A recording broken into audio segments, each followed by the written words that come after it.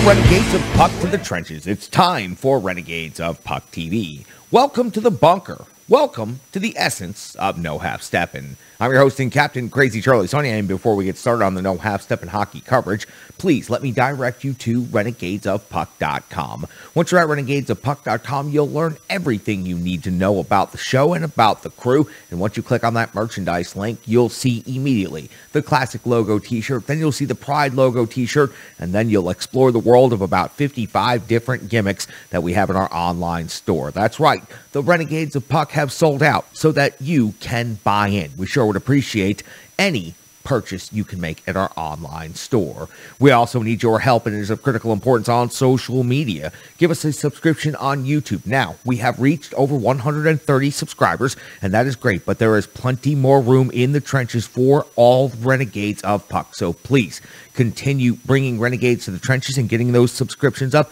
Turn on those notifications. That also helps go a long way. Once you see full episodes of Renegades of Puck TV on YouTube, we would love it if you would share those on your Facebook feeds. If Facebook is not your preferred method of platforms for social media, then please share the links on Twitter. All the Renegades of Puck can be found and are highly interactive on Twitter. You can also find the show on Instagram, and coming soon, a brand new audio platform for the Renegades of Puck. Please stay tuned for details coming very soon. We had meetings today, and we are currently working through the technical processes of getting onto this brand new platform, but we are very, very excited about this brand new partnership we'll be announcing soon. You can also catch us on Twitch, our behind-the-scenes live stream. If there are any F-bombs, second takes, or mistakes, you're going to find them right there on our Twitch stream. We also do bonus content, and it is fully interactive, so I can talk to you during the show and during recordings of Renegades of Puck TV. Right now, I'm looking down, and I see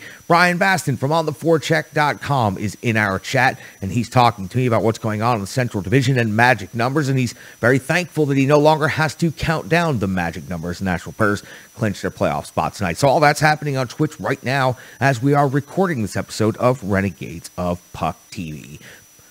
You can become a partner of the show by going to Venmo or just scanning the QR code that's on your screen right now. We sure would appreciate any donations that you can make to the Renegades of Puck. After all, built by Renegades for Renegades, we sure do appreciate any assistance. As the summer of No Half Steppin' is approaching, we have a lot of ambitions that we want to accomplish here, and we sure do want to send stick taps, love, and respect to Miranda Martin for a fantastic donation to the Renegades of Puck today. It hit us at just the perfect time. We really needed that to help get our playoff budget and our advertising push moving. Every dollar that you guys donate goes into something. It's not always seen, but it's incredibly important here to the operations of the Renegades of Puck. So stick taps, love, and respect. That's on Venmo, and that's how you can be a partner with the Renegades of Puck. Now, I know you're here for the No Half Steppin' hockey coverage, so let me deliver the goods. It's operation number 643 for the Renegades of Puck. That's right, it is show number 643. And on this date in hockey history, the Nashville Preds currently find themselves in fourth place in the Central Division after 80 games played. They have a record of 44, 29, and 7, and 95 points has them well out of the 2-3 matchup, which would be an automatic qualifying spot in the Central Division. But after tonight's action, they have in fact qualified and clinched a playoff berth in the wild card race. The Nashville Preds currently hold the number 1 wild card spot with 95 points and 2 games remaining on the season. The Dallas Stars are the number 2 wild card spot, also with 95 points, also with 2 games remaining. And the Vegas Golden Knights are the only team left eligible, 91 points, 2 games remaining. So the only way the Vegas Golden Knights can find themselves into the playoffs is if the Dallas Stars lose their final 2 games of the regular season and the Vegas Golden Knights win their final 2 games of the regular season. The Nashville Preds are locked into the playoffs, but can still be switched between wildcard 1, wildcard 2, depending on the results of the next 2 games. Now, for the Dallas Stars, Wednesday they will be in Arizona. Friday they will face off against Anaheim, while the Nashville Predators will face off against the Colorado Avalanche in their next opponent, and then in Arizona on Friday night to wrap up the regular season. So we will know all of the playoff matchups by Friday for sure. Now, I mentioned that the Nashville Preds are no longer concerned about the division race, but let me update you on the division race itself, because the Nashville Preds' next opponent is the Central Division winning Colorado Avalanche.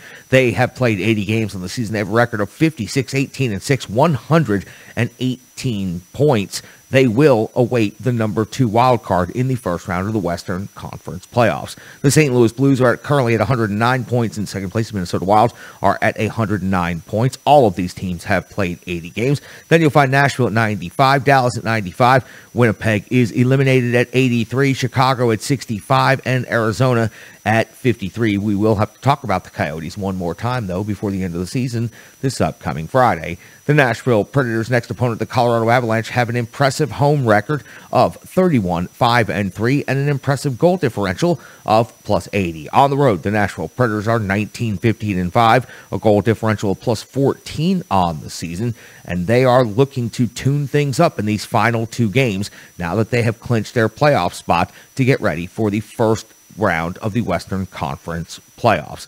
The Nashville Predators' next opponent, the Colorado Avalanche, have definitely had one impressive season, and the regular season series between these two has not been as lopsided as one might expect. The Colorado Avalanche defeated the Nashville Predators back on November the 27th by a score of 6-2. Mikko Rantanen, 3 goals and assists for 4 points. Cale Makar with 3 assists.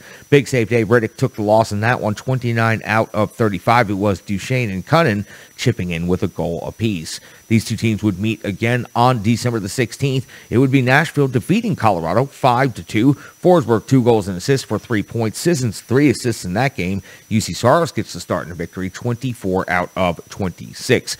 Now, on the 11th of January, these two teams would meet again, and the Nashville Predators would defeat the Colorado Avalanche at Bridgestone Arena 5-4 in overtime. Matt Duchesne with 2 goals, including the overtime game-winning goal. Luke Cunnin also had 2 goals. UC Saros got the victory, 40 out of 44 in that game. Now, for the Colorado Avalanche, it's not been pretty, as a matter of fact, in their most recent stretch of hockey. Go back to the 18th of April. It was a 3-2 loss versus the Washington Capitals. They followed it up on the 20th, the 3-2 loss at the Seattle Kraken, and then a 6-3 loss at the Edmonton Oilers. Then on the 24th, it was a 4-1 win at the Winnipeg Jets, and most recently, with the empty netter just a few minutes ago wrapping this game up, a 5-3 victory versus the St. Louis Blues.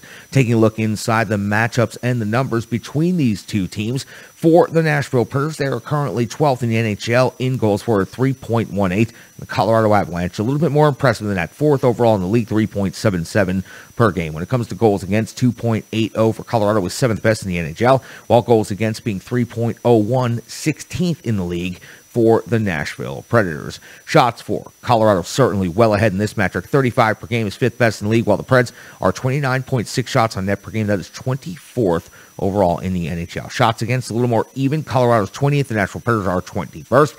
In the power play, Colorado Avalanche, 5th best in the league, converting 66 times on 266 opportunities. We're at that time of the season where the numbers start to get a little bit crazy. 24.8% is the conversion rate. The Preds are at 6th in the league, 24.6% conversion rate, 62 out of 252 opportunities on the penalty kill. The Preds have given up 58 power play goals against. That's 19th overall in the NHL. 46 power play goals against, 79.4% on the Colorado side of things. That is 18th in the NHL. So special teams, not that impressive on the PK side for either of these teams. Now, injuries for the Nashville Predators. It has not been a story we have had to talk about a whole lot this season. The Nashville Predators have remained relatively healthy until midway through the third period tonight, when something possibly season tragic happened. UC Saros, in an apparent non-contact injury, had to leave the game with seemingly an inability to put any weight down on one of his legs. Now, we are unaware of what the injury is at this point or what his status is going forward. A lot of coach speak after the game. The trainers will, of course, be consulted and evaluations will be done. But at this point in time, we have no idea if UC Saros is going to be listed as day-to-day or if it is something much more serious. We'll continue talking about this as the episode unfolds, but of course, this is critical breaking news for the Nashville Predators. So the great news of clinching a playoff berth is also dampened by the potential tragic news of UC Saros suffering a non-contact injury. We all know how devastating those can be, especially a goaltender, lower body, the edge work, and the amount of power and control that he needs to generate in his lower half. this could be very difficult for the Nashville Preds. We'll have updates and we'll talk about it throughout the show. Let me give you the stats and update you on those categories right now. Roman Josi still leads the Nashville Preds in scoring, 22 goals and 71 assists for 93 points. Matt Duchene is at 42 and 42 for 84. Philip Forsberg's at 42 and 40 for 82. Johansson, 24 goals and 37 assists for 61 points. Mikael Granlund, 10 goals and 51 assists for 61 points. And big save Dave Riddick, at least as we know at this moment, the starting goaltender moving forward. Connor Ingram expected to get the call up immediately from the Milwaukee Admirals. Big save Dave's numbers at this point, though: 5-3 and 4, a .883 save percentage, a 3.56 goals against average. And it would be unfair for me to change my stance on the numbers over the years. You all know how I feel. If a goaltender's save percentage is below 900 and their goals against average is above 3, they are not suitable nor equipped to be a goaltender at the NHL level. And for big save Dave Riddick, unfortunately, I believe that his time has come, and Connor Ingram more than likely is going to get the time and get the starts moving forward. The Nashville Preds should have done something to shore up that backup goaltending position at the trade deadline. They certainly had every opportunity to do so. It's now time for the Rebirth Sports full game recap. Rebirth Sports, you can find them online at rebirthsports.com or check out their social media accounts. You can find them on Instagram. You can find them on Twitter. You can also find them on Facebook. Everywhere I go and everywhere I skate, everyone's always wanting to know where I got these threads. And whether it's in league play for the Mighty Drunks and winning Stanley Kegs, or if it's in charity events like the Wish Cup or even the U.S. Pond Hockey Championships on Lake Nokomis, it's always about Rebirth Sports. People always pull me aside and they ask me all about where did I get those jerseys, and I'm always so happy to talk about Rebirth Sports. They're great people, they're great partners, and they make a great product. Please reach out and see what they can do for your operation today. They are not just jersey makers, they are hockey tailors, and they are the best in the business. Top shelf people, and they're making a top shelf product. RebirthSports.com. Now, let's go back to April the 26th of the year 2022 when the Nashville Preds were closing out the regular season series against the Calgary Flames, the team that could be their first round Western Conference opponent in the playoffs. John Hines deployed his lines in the following way: Cunnin, Johansson, and Tomasino, Forsberg, Granlund, and Duchene, Trennan, Sissons, and Janot, Cousins, McCarron, and Olivier getting a call-up and getting an opportunity in what is expected to be a full of sandpaper matchup. Josi and Fabro, Ekholm, and Carey, Borowiecki, and Benning make up your defensive pairings, and UC Saros gets the start in net. We are 2:09 into the first period, and the Nashville Preds are already shorthanded. Too many men on the ice, plus a water bottle mysteriously appearing on the ice. We see Dubé scoring his 17th goal of the season, giving the Calgary Flames a 1-0 lead. It was a wrist shot snipe from the slot, and he goes bar down and into the net. The Calgary Flames have an early 1-goal lead at Bridgestone Arena. 5:10 of the first period, Sidaros off the box, 2 minutes for interference, and everything is kept to the outside of the Nashville Preds power play, unable to generate much of anything. 7:53 of the first period, Josi's off the box, 2 minutes for tripping. A really strong PK by the Nashville Predators. They keep the Calgary Flames out of the danger areas. At 10:18, Yarncroke's off the box, 2 minutes for slashing. The Flames PK is relentless and manages to push the Nashville Predators out of the zone easily for 2 minutes. 16:53 of the first period, we see Janot and Goodbranson with a heavyweight tilt. They go to the box 5 minutes each, and they may have fought for 5 minutes. Seriously, some intensely heavy blows, and rarely do you see Tanner Janot get buckled, but you saw it in this situation. Now, off the next face-off, all hell is starting to break loose as Duchene and Tkachuk are going at it, but they are only going to get a couple of minutes apiece. Matt Duchene, though, is going to get the extra 2 minutes after the major scrum. Now, I don't see how it worked out that way. It should have been evened up, and it wouldn't have had a problem, but I guess Tkachuk did his job as a disturber. UC Saros comes up with a save on Goudreau on this power play for the Calgary Flames, and the Nashville Preds were able to kill it off. At 18:38 of the first period, Borowiecki and Lucic are off to the box, 5 minutes each for fighting. And this, again, was another heavyweight tilt as these guys were just swinging away. And it's very rare that you see a fight during a special teams situation. The Calgary Flames outshoot the Nashville Preds in the first period, 9-6. We go into the second period just 33 seconds in. Coleman's off to the box, 2 minutes for slashing. Captain Roman Josi is then off to the box, 2 minutes for tripping, creating a 4-on-4 scenario. At 5:28, we see Lador come up with a save on Tomasino, but at 5:41, the captain Roman Josi has his 22nd goal of the season, and it was just a bomb of a shot from the high slot. He had a chance to walk in, pick his spot, and it was just a tremendous heavy shot. The Nashville Preds tie this game up at 1 apiece. Quickly after that, 8:08 of the second period, Matt Duchene's got his 42nd goal of the season. He corrals the loose puck and he puts it into an empty net, giving the Nashville Preds a 2-1 lead over the Calgary Flames. At 12:07 of the second period, UC Saros comes with a save on Anderson. We see another major scrum breakout, and this time it's Cunnin and Tkachuk off to the box, 2 minutes each. But at 13:14, Dubé's 18th goal of the season, it comes off of the rush, and it ski ramps off of Ekholm's stick, but it finds its way into the net in the 4-on-4 scenario. We have a 2-2 hockey game in the second period. At 17:23 of the second period, UC Saros comes up with a huge save. We hit the end of the second period, and we have a big scrum right there after the buzzer. It would lead to Coleman, Zadarov, and Janot all getting 2 minutes each, but since that is 2 players for Calgary and only 1 player for Nashville, the Nashville Preds would end up with a power play to start the third period. Now, to close out the second period, Calgary's out shooting Nashville 21-13.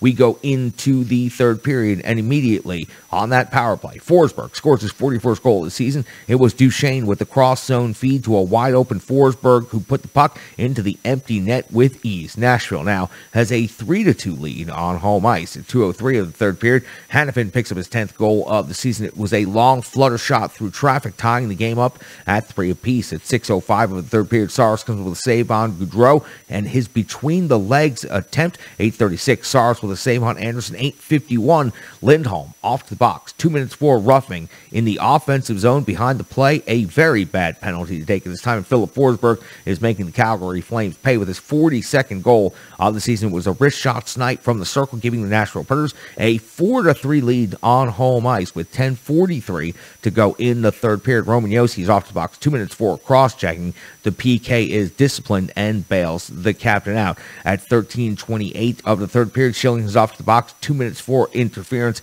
Nothing comes of the power play. 2 minutes do expire, though.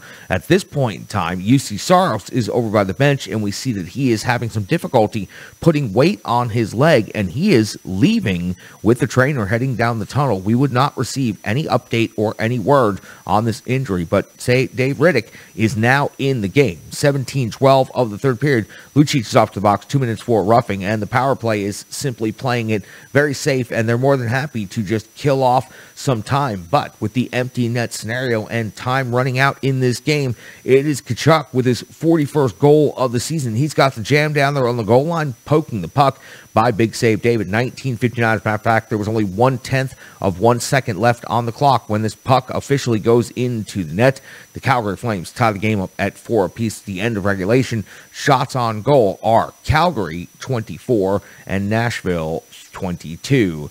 We hit the overtime period, and we are 1:13 into the overtime period, and Big Save Dave Riddick is coming with a save on Mangiapane, and then 1:54, Riddick comes up with another save on Anderson at the back post, but then Lindholm converts with a squeaker. It was a wrist shot that finds its way through.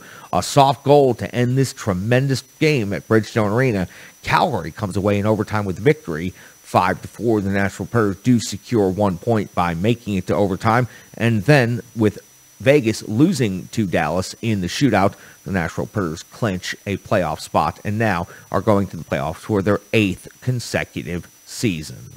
UC Saros was 30 out of 33 in this game. He left injured in the third period. It looked like he was unable to put any weight down on one of his legs. It seemed to be a non-contact injury. Going back and looking at all of the plays that happened within a couple of minutes before he left the game, it did not seem like anything in particular happened. So very curious to know what happened. It is bad news no matter what for the Nashville Preds with just 2 games to go in the regular season to have a goaltender that was at one time this season a Vezina caliber finalist no longer potentially available for the upcoming playoffs. The Nashville Preds are going to have to get this worked out very quickly. It appears to be a foot injury of some sort. We will, of course, get updated. Nostradamus may also have some updated information, but it was a non-contact injury, and those are always quite scary. He's the starting goaltender of the Renegades of Puck, and if it happens between the pipes, it's in his domain. So let Mostradamus take over the show and talk about the UC Saros injury and what the Nashville Predators are going to have to do now moving forward as they get set for the best-of-7 first-round playoff series. Thank you very much, Charlie. For the 8th consecutive season, the Nashville Predators are going to the postseason. But, as you might imagine, right now, all the news is about UC Saros and his health. Going down the way he did, no contact to him, and favoring his left leg severely. Going into the tunnel, did not look good. I can tell you from personal experience, non-contact injuries are the scariest and tend to be the worst. So get your prayer ropes out, get your lucky rabbit's foot out, whatever you need to do, Nashville fans, and see if that helps at all, because I personally believe that this is not going to be good news that the Nashville community gets when the diagnosis is reported on Wednesday.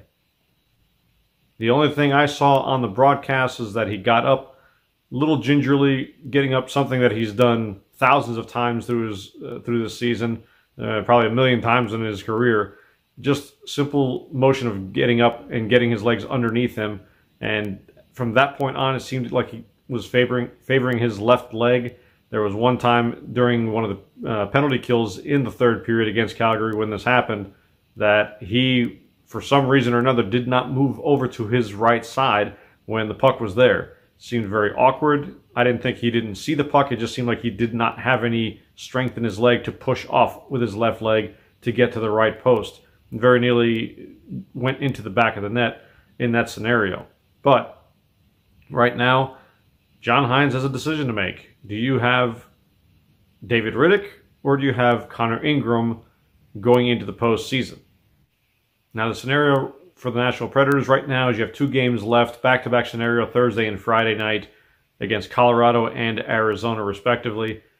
If it's me personally, I go with Connor Ingram Thursday at Colorado and put David Rittich against Arizona. David Rittich's confidence right now, very low. Obviously, he hasn't played very much. He's come in back-to-back games now in relief scenarios and taken the L. Now, is that all on him? No, but he has not proven, without a shadow of a doubt, that he is an NHL caliber goaltender that can start any sort of series in the playoffs. Not at the NHL level, anyway.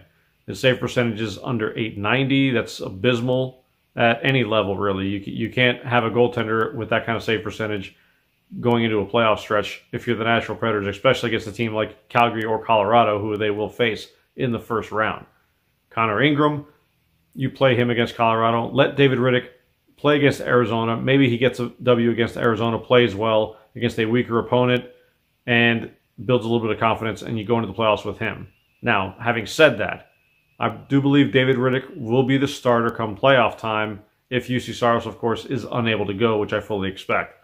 Now, that doesn't mean he will be out there for very long. If he struggles in Game 1 against either Calgary or Colorado, I fully expect him to have a short leash if he struggles mightily and have Connor Ingram go in there. At that point, you have nothing to lose. You can't say, well, this is why the Preds might lose in the first round. Carolina's going through the same thing. They're going through their 4th-string goaltender, as a matter of fact, and they're still finding ways to get W's in Carolina. So if you're the Nashville Predators, next man up. I understand it's UC Saros. It's a Vezina finalist goaltender that you're trying to replace. Just be good enough to not kill the team. Make the saves you're supposed to make. We understand UC Saros this season led the league in steals. Yes, they keep tabs of that. 11 games this season, he has legitimately stole and affected the outcome with his performances. So that's a guy that you obviously cannot replace. You just try to win the games you're supposed to win. David Rittich starting out, Connor Ingram being the backup, and probably seeing ice time as well come playoff time. Charlie, back to you. You can find him on Twitter at GreekGoalie35. You can watch him right here on Renegades of Puck TV. He is the starting goaltender of the Renegades of Puck. And Mostradamus, I sure do appreciate you jumping in the trenches and talking about the UC Saros injury tonight against the Calgary Flames. Strong Style Fitness, incredible partner of the Renegades of Puck. You can find Strong Style Fitness online at strongstylefit.com or on social media, Facebook, Instagram, and Twitter. Over 150 workouts by a certified personal trainer right there on demand. And and totally donation-based for you, Renegades of Puck. So it's time to get up off the couch, and it's time to get moving. Whether it's time for a basic stretch or you're ready to throw iron like a pro, Tracy over at Strong Style Fit has you covered. She gives you the instructions, she tells you what equipment you need, and then she talks you through each and every one of the workouts. I've seen the results, I've experienced the results, and I know that you will too. Check it out today. Strong Style Fitness. Now, let's talk about some other things that happened in this game. Riddick, Ingram, what are the Nashville Predators going to do moving forward for the playoffs? They're going to have to make some very difficult decisions. Connor Ingram has had an incredible season in the AHL with the Milwaukee Admirals, and in his limited time at the beginning of the season, I felt that he was a very strong candidate to remain the backup goaltender for the Nashville Predators moving forward.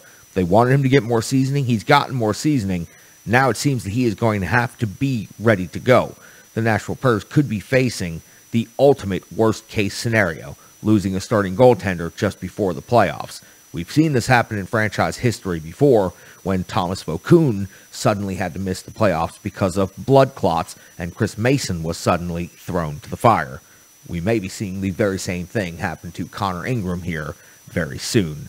So let's hear from Sean C. Smith from ontheforecheck.com. He, of course, has a lot of opinions about everything that happened with this game tonight, what's going on with the goaltending situation, and some other intel that you need to know. You can find his work at ontheforecheck.com. You can find him on Twitter at SCSOTF, and you can watch him right now on Renegades of Puck TV. Thanks, Charlie. Hey, Renegades, it's Sean C. Smith. I want to talk about the Flames game, and, you know, it was a loss. Let's flip the old coin. Heads means we'll start with a good. Tails means we'll start with a bad. But let's see what happens here. Oh, it's heads. We're going to start with the good. Here's the good news. And I really do mean this is good news. Because here in a minute, when I start with a negative, you'll understand the other half of this. But the good news is that the Predators showed that they were willing to respond. And when I say willing to respond, I mean that they were willing to respond when it seemed like things were going to turn physical. Now, that shouldn't come as much of a surprise, considering that the Predators have been a very, very physical team all season long. But we all know that when the playoffs come around, that type of physical can really ramp up a little bit, and it can ramp up very quickly. It seemed like the Predators were not going to back down to anything that anyone on the Calgary Flames threw at them, not just in fights, but hits. It seemed like anytime somebody got hit on one end of the ice, they'd get up and come down and hit somebody on the other, maybe even a little bit harder. And I think that's what you want to see out of your team going into the playoffs. Now, the other good piece of news, and I'll point this out as well, is that despite the loss, despite the overtime loss, it also turns out that the Dallas Stars were able to take care of business against the Vegas Golden Knights in overtime, which means that the Predators come away from the night, despite losing, with a clinched playoff spot. And that's great news. Everybody wants to hear that, and if that's got to be the silver linings of the night, I guess that's what it is. But that also means we need to talk about the bad. And I'm going to start with the most obvious bad. We don't know what's going on with Saros, but I know other people have talked about that, so I'm not too worried about focusing on it too much. I don't really want to tell you what I think should happen because I'm not the goaltending expert, but I do want to say that I am fully supportive of the idea of Connor Ingram coming up from Milwaukee, where he's had a very good season. Now, the other thing I want to say is this. I talked about the Predators responding. I feel like, despite the intensity of the remainder of the game, this game started off with the Predators playing a very slow game. I don't think they were playing to their identity very well until things turned physical, and that's when they responded. But one of the things I saw that I didn't like, and I don't think this is something they've been doing all season long. This seems new. It came out of nowhere for me, and it was really shocking. It seemed like the Predators weren't willing to commit their defenders to the attack once they got into the offensive zone. It really seemed like, unless they just saw an ideal situation set up or unfold before them to get all five guys set up on the attack, they really focused on throwing the puck at the net and being prepared to go ahead and start defending. That's not exactly what I want to see. I don't know if that's a strategy they were trying out or something like that, but it definitely doesn't look good. You want to see sustained pressure in the offensive zone. You want to see guys going to the net, getting in front of the crease and disrupting that goalie, taking away his eyes and making it easier for the puck to find its way into the net. That's not what I saw a lot of at the beginning of the game. I hope that's something we don't see again, especially heading into the playoffs. That's really the biggest problem I saw with the game. I thought the Predators, like I said before, had some really good get back.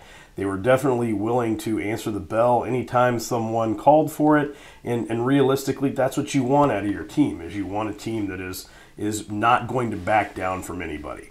And they certainly didn't back down tonight. Now, I will say, another little bit of bad news on my end. I had my kids with me.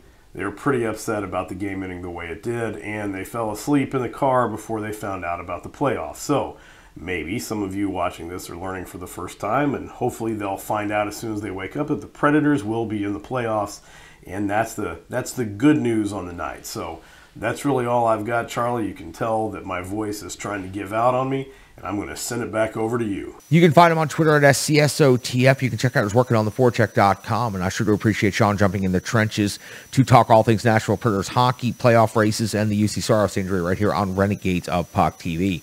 Now, how to handle the next 2 games for the Nashville Predators, the Colorado Avalanche and the Arizona Coyotes, both games on the road. The Nashville Predators are in the playoffs. They have clinched a playoff spot. I don't know if necessarily picking Calgary nor picking Colorado is any better or worse. Pick your poison. The way the Calgary Flames play against this Nashville Predators team, they're going to be an incredibly difficult team to go up against in the best of 7, just like the Colorado Avalanche.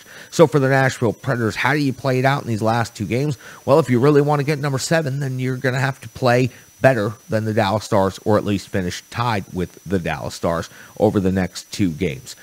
Personally, I don't think it makes a difference for the Nashville Predators. Finish first wild card, finish second wild card, it makes no difference. Get in the playoffs and do some damage and make some noise. Every team, when you get to the playoffs, is good. Yes, the Colorado Avalanche are otherworldly this year, but please, there's not that much separation between what the Avalanche are doing and what the Calgary Flames are doing. So how do you handle the next 2 games? I honestly don't know. I say you try to get your heads right, you try to get your identity back, and you try to figure out what you're going to do in net, because moving forward, that is going to be the only thing that matters. Forsberg and Duchesne just keep going. 42 and counting. It's so much fun to watch. When you look at the individual statistics for the Nashville Predators, for so long, we looked at Paul Kariya's 85 points, and we looked at the goal scoring record, and it had been the same for so long. And now you look at how many of those records have not only fallen. Matt Duchesne is on the precipice of beating Paul Kariya's former record. Philip Forsberg is only 3 points now from Paul Kariya's former record. Roman Josi has blown away every franchise record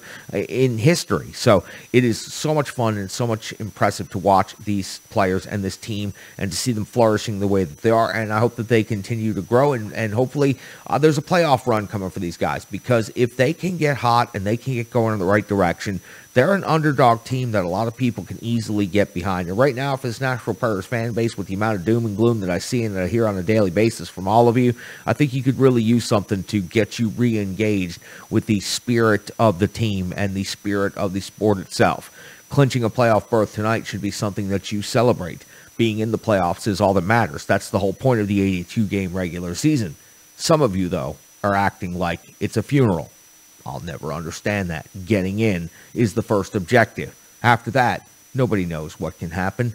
None of you do. John Hines has not shown to have a very good track record so far in the playoffs. But the Nashville Predators had not had a very good track record either before 2017, and we have seen a team that barely squeaked into the playoffs make it within a couple of periods of winning the Stanley Cup. We have also seen a team in this Nashville Predators team that has won a President's Trophy and flamed out in Game 7 on home ice. Getting in is all that matters. You never know what's going to happen after that. So it's been a lot of fun to watch these players as they continue to blow up these incredible offensive seasons.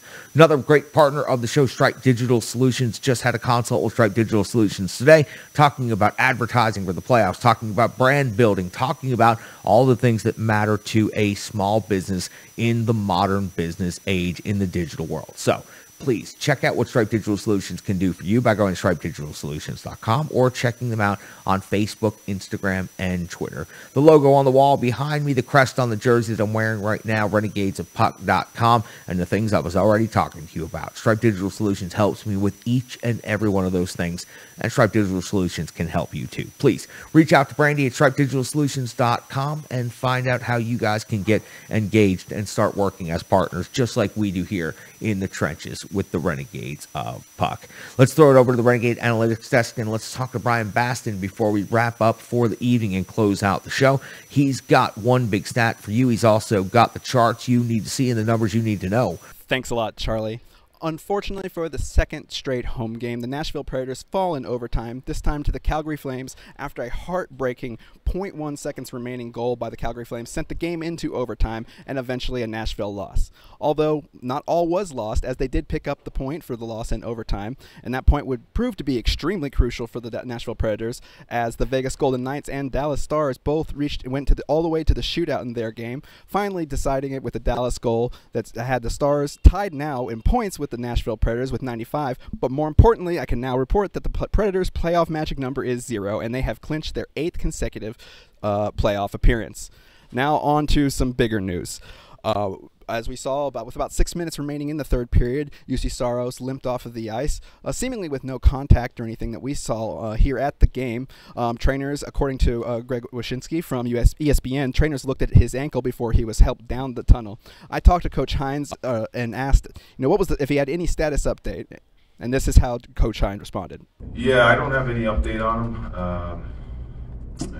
I think he's still getting evaluated. I haven't talked to the trainer or anything yet, so probably have more on that tomorrow. According to Coach Hines, Saros will be further evaluated tomorrow, and hopefully we should receive an update from him as soon as he finds out any more information. In the meantime, don't be surprised if you see Milwaukee Admirals goaltender Connor Ingram called up to back up David Rittich, or possibly start in place of David Rittich.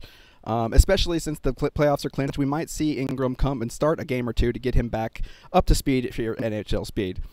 And that's your update from the game. Go Predators, and we'll see you Renegades in the playoffs. Back to you, Charlie. You can find him on Twitter at Brian Baston. You can check out his work on theforecheck.com. He's got the charts you need to see and the numbers you need to know. And I sure do appreciate Brian jumping in the trenches tonight on Renegades of Puck TV. Now listen, the playoffs are always a good thing, and I kind of already mentioned that. And anything can happen. You just never know. So for the Nashville Predators tonight, clinching a playoff spot, having 2 games to go in the season, a team that was not anticipated or expected to be a playoff team has now clinched and has 2 games to get tuned up before a best of 7 against either the Colorado Avalanche or the Calgary Flames. Going into the season, most people would have accepted that that was above expectation, would have been above average, and would have been plenty happy for the Nashville Predators to be making the playoffs at all. If they're able to get by the first round, they're able to get themselves going in the right direction. You never know what can happen. Again, I can go over the scenarios again and again and again, but all the Nashville Predators need to do is get back to playing at their identity, get a goaltender in net that can backstop them, and be hot. UC Saros will get the update on that as soon as possible, and of course, that's of critical importance and information.